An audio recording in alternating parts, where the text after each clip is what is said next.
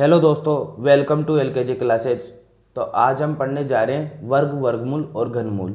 इसकी 2 क्लासें पहले हो चुकी है और आज ये तीसरी क्लास है और ये इसकी अंतिम क्लास होगी। इसके बाद हम किसी और टॉपिक के बारे में बात करेंगे, ठीक है। अगर आपको वीडियो अच्छा लगे तो वीडियो को लाइक कर देना और चैनल पर नए हो तो सब्सक्राइब कर देना। वीडियो को शेयर कर दिया करो और दोस्तों के लिए, ताकि वो भी आपकी तरह फ्री पढ़ सके, ठीक है। शेयर करने में कुछ भी नहीं जा रहा है, अपने दोस्तों को शेयर कर दिया करो। लाइक करना हमारी फीस है जो आप दे दिया करो, ठीक है।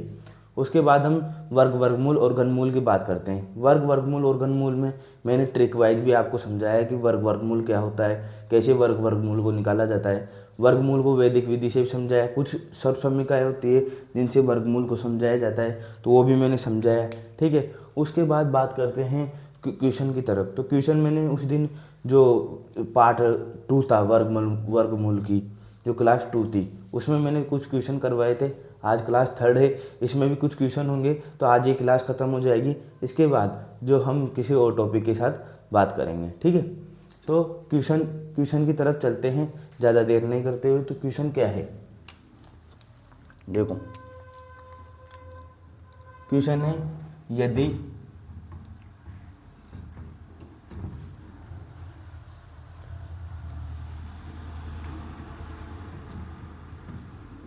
ए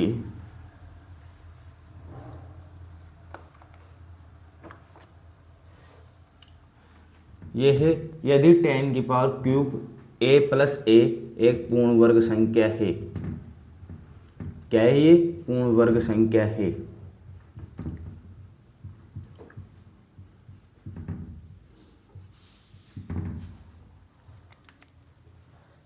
तो a कम से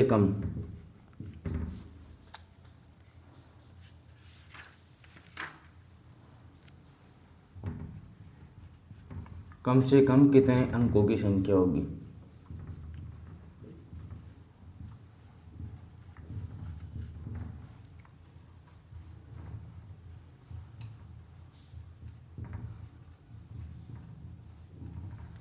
ए कम से कम कितने अंकों की संख्या होगी। तो ये क्या पूछ रहा है, यदि 10 की पावर क्यूब a प्लस ए एक पूर्ण वर्ग संख्या है। क्या है ये? एक पूर्ण वर्ग संख्या है।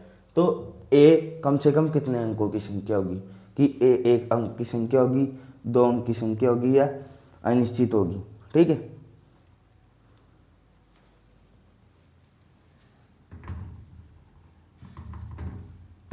इसका ए ऑप्शन है अनिश्चित,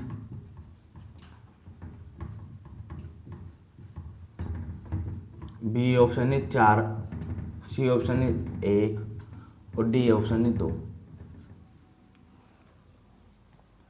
अब 10 की, इसको कैसे करेंगे सवाल को, कि ये सवाल पूछ रहा है कि ये एक पूर्ण वर्ग संख्या है, तो ए कम से कम कितने अंकों की संख्या होगी, कि 4 अंकों की होगी, 1 अंक की होगी, 2 अंकों की होगी, या अनिश्चित होगी, हमें पता नहीं है। इस प्रकार का ये सवाल है। तो इसमें देखो आप, ये है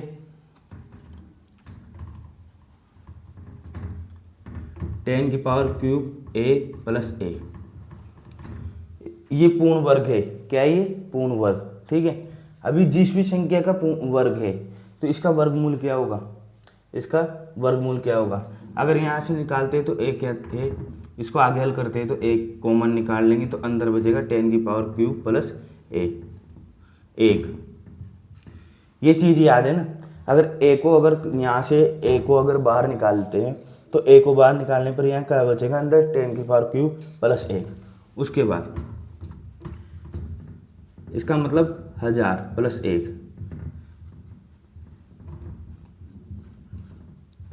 1001। अब ये देखो 1001 कितने अंक है, 1001 को कितने अंक माने, 1001 मतलब 4 अंक है, ठीक है। यहाँ लिखता हूँ मैं 1001 4 अंकों की संख्या है।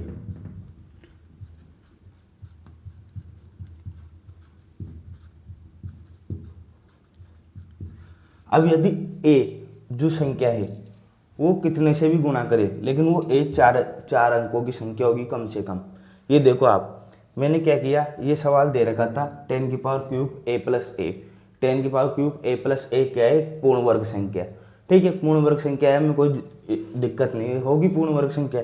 हमने क्या किया, उसमें से a को बाहर ले लिया, a को बाहर ले लिया तो अंदर का क्या बचा, 10³ + 1। उसका मतलब क्या होगा, 1001। अब ये देखो, जब 1001 आ रहा है तो कम से कम 4 अंक तो है ना संख्या में। अब एक का मान कुछ भी हो, लेकिन जो 1001 है वो 4 अंकों की संख्या तो होगी कम से कम। तो 1001 कितने अंकों की संख्या है, 4 अंकों की, तो कम से कम 4 अंकों की संख्या तो होगी वो। तो ये बी वाला ऑप्शन अपना सही हो जाएगा। इसको यहाँ पे समझना पड़ेगा कि ये देखो, एक तो हो ही नहीं सकती, दो भी नहीं हो सकती, क्योंकि 4 अंक तो पहले आ रहे, तो 4 अंकों की संख्या होगी। और अनिश्चित हम कह नहीं सकते, क्योंकि 4 अंकों की संख्या है, तो ए का मान यदि 1 है, 2 है, तो कुछ भी होगा, तो वो 4 अंकों की संख्या पूर्ण वर्ग वाली बन जाएगी। ठीक है, ये सवाल का स्क्रीनशॉट ले लो आप।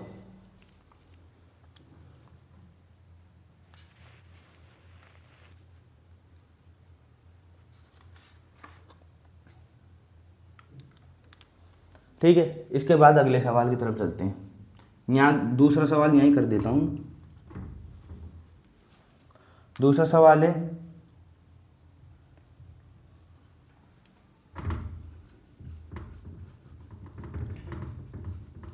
ये ऑप्शन वाले सवाल है, तो ऑप्शन से आपको पहचानना रहता है इसमें।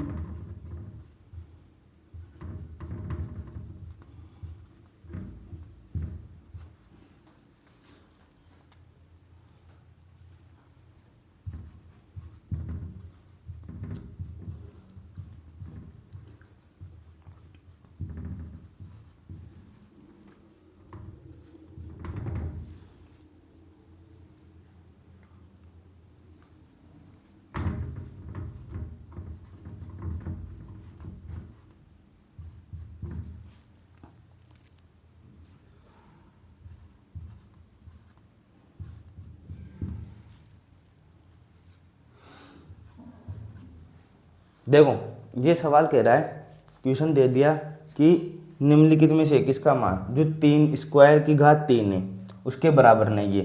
तो अगर 3² है, क्या पूछ रहा है, 3²3। 3² को हम किस प्रकार लिख सकते हैं, 3² को हम 3⁻6 लिख सकते हैं, कोई दिक्कत है, 2 × 3 6।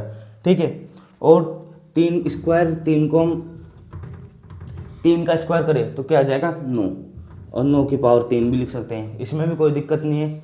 ठीक है, 3² को हम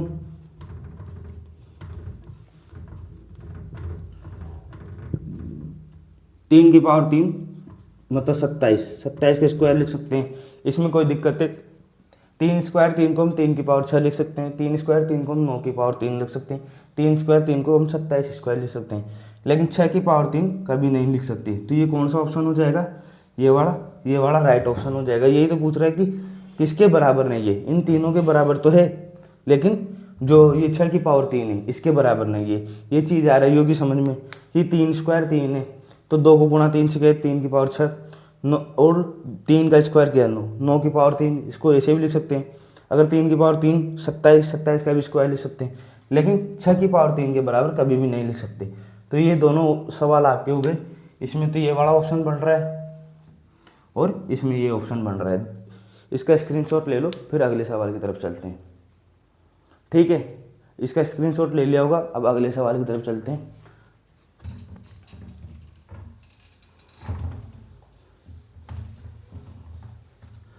सवाल बहुत ज़्यादा होते हैं तो टेलीग्राम ज्वाइन कर लो, उसमें मैं सवाल डालता रहता हूँ, उस पर आप सवाल देख सकते हो और उनको हल कर सकते हो, क्योंकि सवाल तो बहुत सारे हैं। अब सारे एक एक सवाल करवाना यहाँ पर पॉसिबल नहीं है।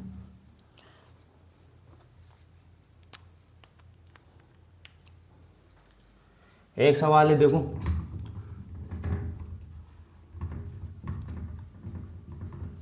दो सतत विषम संख्या है। सतत का मतलब समझ रहे हो, दो सतत विषम संख्या मतलब सतत का मतलब 1 के बाद 3 आती है, वैसे 3 के बाद 5। यदि कोई भी संख्या सतत है, मतलब कोई भी संख्या सतत है, तो उसकी तुरंत बाद वाली संख्या, जैसे अगर सतत संख्या की बात करें, विषम संख्या की बात करें, तो 1 के बाद कौन सी विषम संख्या आएगी, 3, 3 के बाद कौन सी आएगी, 5। तो ये दोनों क्या है, सतत। इनमें कितने का अंतर है, 2 का। ठीक है, ये चीज बहुत जरूरी है इसमें। ठीक है, का गुणनफल,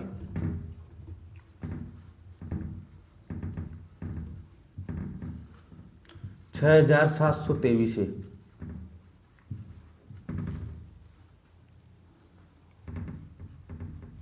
तो जो छोटी संख्या है, छोटी संख्या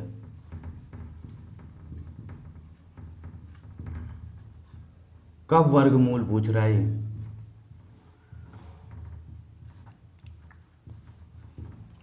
ये पूछ रहा है कि दो सतत विषम संख्या दे रखी है। सतत विषम संख्या का मतलब, सतत विषम संख्या कौन सी हो गई, जैसे अगर मैं एक मानूं तो एक के बाद कौन सी आती है, 3। तो मैंने मानी एक संख्या, माना विषम संख्या। विषम संख्या कितनी मान ली मैंने, छोटी x मान ली। ठीक है, तो उसकी जो अगली होगी बड़ी विषम, ठीक है, उसकी जो अगली होगी कितनी होगी, वो x प्लस 2। कितनी होगी, x प्लस 2। ठीक है, दोनों का गुणनफल x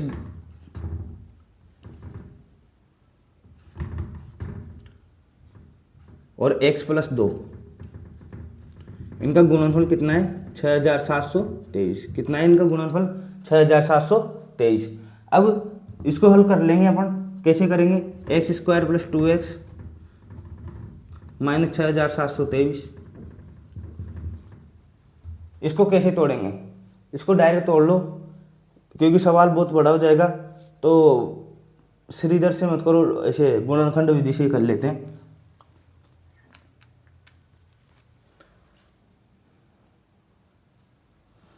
गुणनखंड विधि में देखो,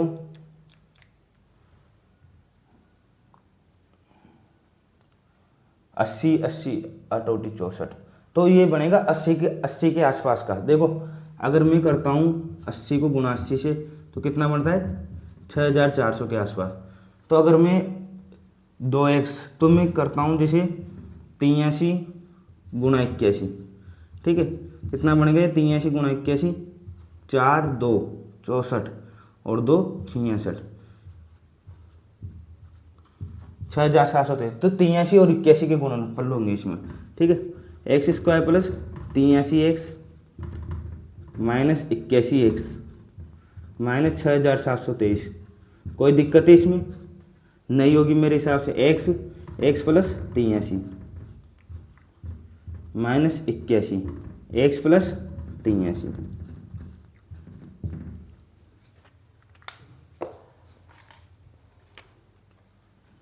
तो x माइनस 81 और x प्लस 83 बराबर 0।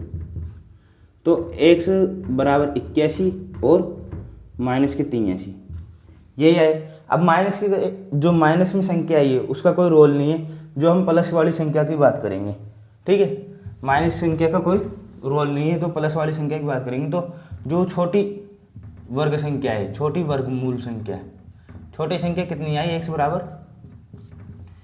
बराबर आया यहाँ पे 81। ठीक है, अब इसका वर्गमूल निकालना है, 81 का वर्गमूल निकालना है इसका। ठीक है, कितना आ जाएगा, 9। अभी आ गई होगी समझ में। दो सतत विषम संख्या कैसे ले लिया, x प्लस 2, दोनों का गुणनफल कितना है, 6723। अब उसका गुणनखंड विधि जब हम कर रहे हैं, तो गुणनखंड विधि का कैसे पता लगा है कि 81 और 83 है। तो मैंने देखा कि ये 6400 के आसपास की संख्या है, तो 80 के ऊपर की संख्या है। ठीक है, अब ये और देखा मैंने कि 2x का फर्क है, तो मैंने क्या लगाया दिमाग कि 83 81 का बन सकता है। मैंने उनको गुणा करके देख लिया, गुणा करके देखने पर बन गया, तो मैंने इसको हल कर लिया। अब जो छोटी वर्गमूल संख्या आ गई x, उससे बड़ी से कुछ काम ही नहीं था, छोटी आ गई x। ठीक है, तो 81 बन गई, 81 को हम हल किए तो कितना आ गए, 9 आ गए। ठीक है, इसका स्क्रीनशॉट ले लो।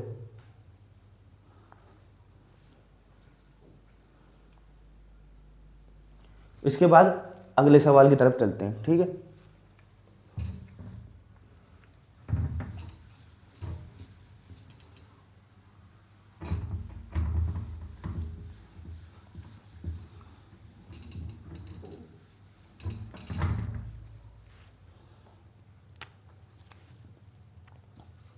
देखो अगला सवाल है एक,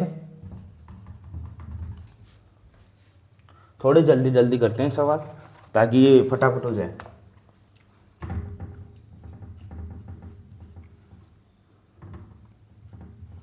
अंडर 98 रूट में 72 प्लस रूट में 50।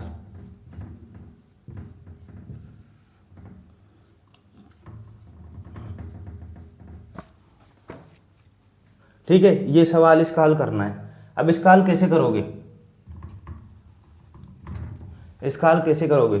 रूट में 98 कैसे लिख सकते हैं? 49 इंटू 2 लिख सकते हैं, कोई दिक्कत नहीं। रूट में 72 को कैसे लिख सकते हैं? 36 इंटू 2। ठीक है, इसको कैसे लिख सकते हैं? 50 को 25 इंटू 2। और इसको कैसे लिख सकते हैं? रूट में 18 को कैसे लिखेंगे? क्या लिखेंगे इसकी जगह? 9 इंटू 2। ठीक है, 49 का जो वर्गमूल है रूट का 49, उसका क्या आ जाएगा? 7 अंडर रूट 2। ठीक है, 6 under root 2 plus 5 under root 2 plus 3, नीचे आ जाएगा 3 अंडर रूट 2। इसको आगे हल करते हैं। 7 6 तो 1 बचा। ठीक है, ऊपर बचेगा 6 अंडर रूट 2, नीचे बचेगा 3 अंडर रूट 2। अंडर रूट 2 से अंडर रूट 2 कट जाएगा और आंसर आएगा 2। ठीक है, ये तो सिंपल सा सवाल है, इसको तो तुम भी कर सकते हो, कोई दिक्कत नहीं। इसके आगे समझाने की कोई ज़रूरी नहीं लग रहा है मुझे भाई इसमें कोई समझाना है। देखो एक सवाल है,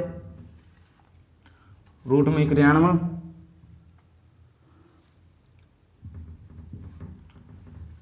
रूट में 70 प्लस रूट में 121। अब इसको कैसे हल करोगे? यहाँ से चलेंगे अपन। ठीक है, 121 से 91 तो 91 की जगह रूट में 70। ठीक है, इसका क्या हो जाएगा? 121 का 11 होता है ना इसका। उसके बाद 70 और 11 कितने हो जाएंगे? 81 का कितना हो जाएगा? 9 और ये हो जाएंगे 100, तो इसका कितना हो जाएगा? 10। ये आ गया होगा समझ में। 121 का 11, 70 और 11 81 का कितना हो गया? 9, 91 9 100 और 100 का हो गया वर्गमूल 10। इधर भी ये भी सीधी सी बात थी, अपन ने क्या किया? 98 का वर्गमूल पता नहीं है तो टुकड़े कर लिए। टुकड़े करने के बाद ये 7 अंडर रूट 2 में से 1 अंडर रूट 2 बचेगा। यहाँ पे 5 अंडर रूट 2 और 1 अंडर रूट 2, 6 अंडर रूट 2 हो जाएगा। रूट में 2 से रूट में 2 कट जाएगा और 3 का भाग 6 में देंगे तो 2 आ जाएगा। ठीक है, इन दोनों सवालों में कोई दिक्कत कोई परेशानी नहीं होगी मेरे हिसाब से। इन दोनों का स्क्रीनशॉट ले लो। ठीक है, स्क्रीनशॉट ले लिया होगा। अब इसके बाद अगले सवाल की तरफ चलते हैं।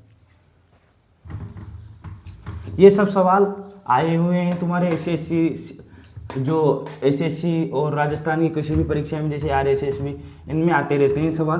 तो इनसे डरना नहीं है, इनको बस केवल समझने आना चाहिए और ये सवाल हो जाते हैं, बिल्कुल सीधे सिंपल सवाल आते हैं। ठीक है, इसके बाद इसका एक सवाल और है।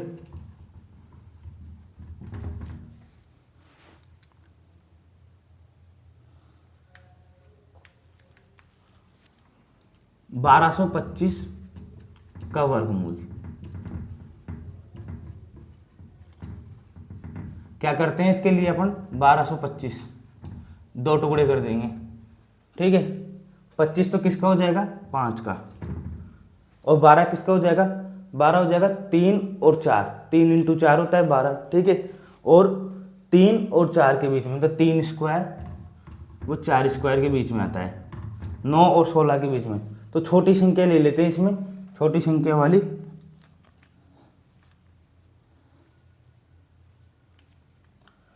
जो 3 स्क्वायर वो 4 स्क्वायर है। अब 3 वाली जो छोटी संख्या है वो ले लेंगे 35। तो किसका हो जाएगा? ये 35 का वर्गमूल हो जाएगा।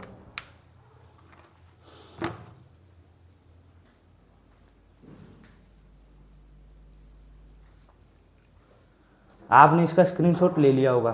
तो ये कुछ सवाल थे वर्गमूल और घनमूल के। मैंने वर्गमूल के ज़्यादा सवाल आते हैं, घनमूल के कम आते हैं, इसलिए वो कम समझाएं। ऐसी कोई बात नहीं है, ये सभी सवाल तुम्हारे किसी न किसी परीक्षा में आए हुए हैं। अभी जैसे इसी सवाल की बात करें तो ये सवाल तुम्हारे वन रक्षक भर्ती परीक्षा 2021 में आया हुआ है। तो ऐसे कोई भी सवाल नहीं है जो आए हुए नहीं है, मैं वही सवाल करवाता हूँ जो प्रीवियस ईयर क्वेश्चन होते हैं, सब आए हुए होते हैं। और ऐसी बात नहीं है कि मैंने उठा के सवाल करवा दिए, ये सब पे जो ये सब सवाल है सब इम्पोर्टेंट होते हैं परीक्षा की दृष्टि से। 2 नंबर का या तुम्हारे 1 नंबर का या 2 नंबर का सवाल कहाँ पर भी बन जाता है, ठीक है। कोई बार इसमें से एडवांस वाला पूछ लेता है तो कोई बार सीधा पूछ लेता है, तो दोनों चीज़ अपन को याद होनी चाहिए। तो आज की क्लास में यहीं ख़त्म करता हूँ, क्योंकि ये क्लास आज के कुछ सवालों के लिए ही थी। कल अपन कोई नया टॉपिक जो रहेगा, शायद साधारण ब्याज चला दे या फिर कोई प्रतिशतता वाला टॉपिक चला दे, दोनों में से एक टॉपिक चला सकते हैं। और अगर तुम चाहो तो मैं क्षेत्रफल वाला टॉपिक भी पहले ले सकता हूँ, लेकिन फिर क्या है कि वो बड़ा ज़्यादा हो जाएगा। पहले अपन को बेसिक मैथ की ज़रूरत है, फिर अपन एडवांस की तरफ चलते हैं। अगर मैं पहले एडवांस की तरफ चल जाऊँगा तो फिर वो क्या है, कन्फ्यूजन वाली स्थिति हो जाएगी, ठीक है। तो आज की क्लास तो यहीं ख़त्म होगी। इसके बाद पहले आप एक बात सुनो, अगर आपको वीडियो पसंद आ रही हो तो यूट्यूब को जो है वो सब्सक्राइब कर दो, यूट्यूब चैनल को, इसको सपोर्ट करो चैनल को, ताकि ये आगे बढ़े। और आप वीडियो को लाइक कर दिया करो, उससे हमारा हौसला बरकरार रहेगा और रोज़ वीडियो आएगी, ठीक है। तो बस इतना ही, कल मिलेंगे जो नया टॉपिक है उसके साथ, ठीक है। Thanks for watching this video, bye.